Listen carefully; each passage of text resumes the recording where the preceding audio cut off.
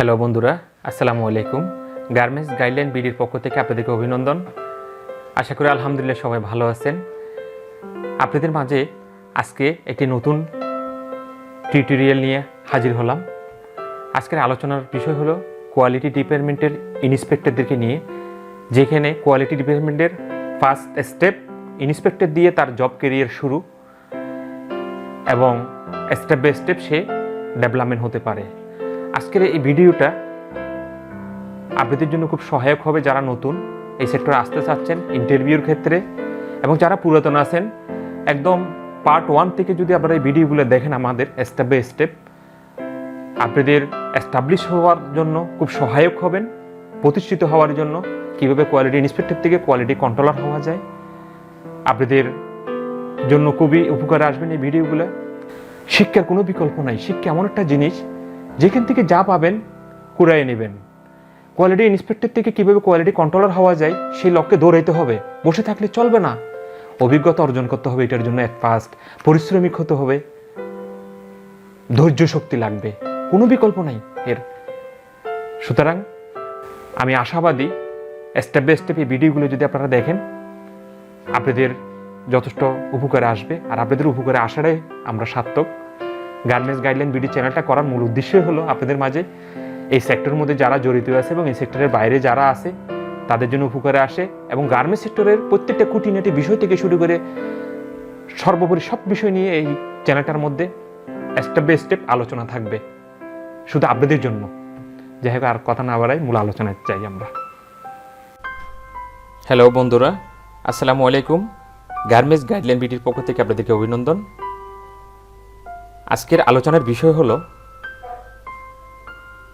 Quality measurement tab পরিচিতি, garments quality department training part 3। Quality ডিপার্টমেন্টে measurement অত্যন্ত গুরুত্বপূর্ণ একটি বিষয়। সে বিষয়টা নিয়ে আমরা আলোচনা করব, মেজারমেন্ট ইস্যু নিয়ে।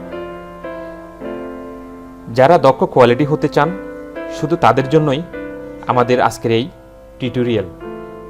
এখানে আমরা আপনাদের জন্য মেজারমেন্ট ট্যাপের হিসাবগুলো উল্লেখ করেছি, যা আপনার কোয়ালিটি ক্যারিয়ারের জন্য খুবই গুরুত্বপূর্ণ ভূমিকা পালন করবে। বরাবরের মতো ক্যালিব্রেশন নিয়ে একটি আলোচনা করব। মেজারমেন্ট ট্যাপ ক্যালিব্রেশন না করলে কি কি ক্ষতি হওয়ার সম্ভাবনা থাকতে পারে। প্রথমত, আমরা মেজারমেন্ট ট্যাপ ক্যালিব্রেশন না করলে মেজারমেন্ট ট্যাপের মাপ সঠিক আছে কিনা সেটা নিশ্চিত হতে পারবো না।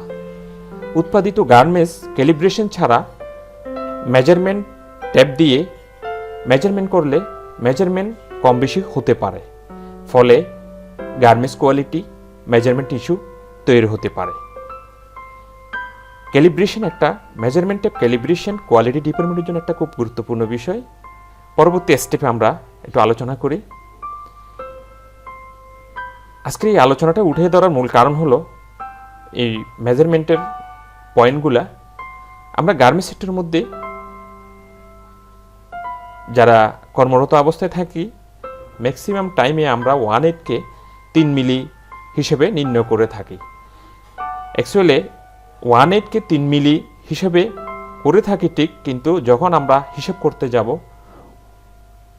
যে 1/8 থেকে আমরা মিলিমিটারে কনভার্ট করব তখন, এবং ক্যালকুলেটরে হিসেব করব, তখন আমাদের বলতে হবে 1/8 বা 100 সমান সমান 0.3175 সেন্টিমিটার। এইভাবে 1/4 বা 200 সমান সমান 0.635 সিএম বা সেন্টিমিটার, 3/8 বা 300 সমান সমান 0.952 সিএম বা সেন্টিমিটার, 1/2 ইঞ্চি বা 400 সমান সমান 1.270 সেন্টিমিটার বা সিএম, 5/8 বা 500 সমান সমান 1.587 সেন্টিমিটার বা সিএম, 3/4 বা 600 সমান সমান 1.905 সেন্টিমিটার, 7/8 বা 7 সুতা সমান সমান 2.222 সেন্টিমিটার। 1 ইঞ্চি বা 8 সুতা সমান সমান 2.54 সেন্টিমিটার। বন্ধুরা, আমরা যখন হিসেবটি ক্যালকুলেটরে করতে যাব তখন হিসেবটি দ্বিতীয় রাশি অর্থাৎ 0.3175 0.635 0.952 1.270 1.587 1.905 2.222 2.54 অর্থাৎ 2.54 দিয়ে হিসেবটি করতে হবে। যেমন উদাহরণস্বরূপ 0.3175 ইন্টু 8 সমান সমান 2.54 সিএম বা সেন্টিমিটার সমান সমান 8 সুতা বা 1 ইঞ্চি। ক্যালকুলেটরে যখন হিসেব করতে যাব অ্যাকচুয়ালি প্রকৃতপক্ষে 3 মিলি না 3 মিলির থেকে একটু বেশি হয়। আর ক্যালকুলেটরে যখন হিসেব করতে যাব তখন অবশ্যই আমাদের এই হিসেবটা 0.3175 বিষয়টা খেয়াল রাখতে হবে। এবং 8 সুতা আমরা গুণন করলে ঠিক দেখেন এখানে ভাগফলটা বের হয়ে আসলো সমান সমান 2.54 সেন্টিমিটার সমান সমান 8 সুতা বা 1 ইঞ্চিকে 1 ইঞ্চি হিসেবে বের হয়ে গেল। আমরা এই বিষয়টা স্পষ্ট হয়ে গেলাম আশা করি। আর একটু স্পষ্ট হওয়ার জন্য যদি আমরা এটা সবাই জানি, নতুনদের জন্য খুব দরকার এই বিষয়টা।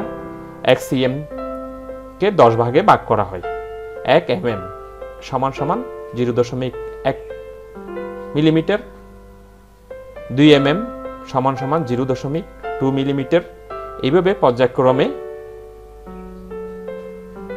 1 সিএম কে 10 ভাগে ভাগ করলে যেটা হয় সেটা আমরা এখানে বসানোর চেষ্টা করেছি। আমরা পরবর্তী স্টেপে যাই। পরবর্তী স্টেপ আমরা পরবর্তী পার্টে আলোচনা করব যে বিষয়টা, সেই ডিসক্রিপশনটা আমরা এখানে উঠিয়ে ধরেছি। খুবই ইম্পর্টেন্ট কোয়ালিটি ইন্সপেক্টরদের জন্য, যারা বিশেষ করে নতুন এই সেক্টরে আসতে চাচ্ছেন জব ক্যারিয়ারে, কোয়ালিটি জব ক্যারিয়ারে, তাদের জন্য। Section wise garments quality inspector check point number 1, cutting and fabrics quality inspector check point number 2, sewing quality inspector check point number 3, washing quality inspector check point number 4, finishing quality inspector check point. এই 4টা পয়েন্টের মধ্যে quality ইন্সপেক্টরের layout কি, কে কোন প্রসেসে কাজ করতে হয়, যেই প্রসেসে কাজ করবে সেই প্রসেসের ডিফেক্ট কি কি হতে পারে আমরা বিস্তারিত আলোচনা করব, যেন যারা নতুন কোয়ালিটি সেক্টরে আসতে চাচ্ছেন এই টিউটোরিয়াল এই ভিডিওগুলো দেখলে যেন টোটাল একটা বেসিক একটা নলেজ নিয়ে এই সেক্টরে আসতে পারে, যেন ইন্টারভিউর ক্ষেত্রে সহজ হতে পারে। বিস্তারিত আমরা পরবর্তী আলোচনা করব। যাই হোক, আমরা আর কথা না বাড়াই ভিউয়ার্স, গার্মেন্টস সম্পর্কিত যাবতীয় প্রয়োজনীয় বিষয় জানতে আমাদের চ্যানেলটি সাবস্ক্রাইব করুন। আর নিত্য নতুন আপডেট পেতে বেল বাটনটি ক্লিক করে আমাদের সাথেই থাকুন। গার্মেন্টস গাইডলাইন বিডির পক্ষ থেকে আপনাদেরকে আবারও অভিনন্দন। ভালো থাকবেন, সুস্থ থাকবেন। আল্লাহ হাফেজ।